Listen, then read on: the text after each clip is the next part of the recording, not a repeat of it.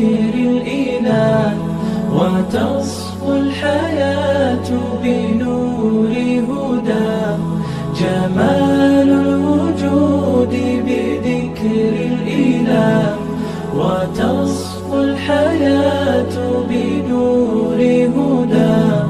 وتطلب نفس له طاعة، ويبلغ سعد إلى منتهى. فؤاد شغوف إلى ربه، أحب رضاه أحب لقاه. يظل يجيء إلى ربوة قرار، ويسمو وذا مبتغى. فلا لهو يثنيه عن سيره، ولا جمع مال تغى الشهوات. إذا ما ينادي منادي الفلاح، تراه لذاك يحث خطاه.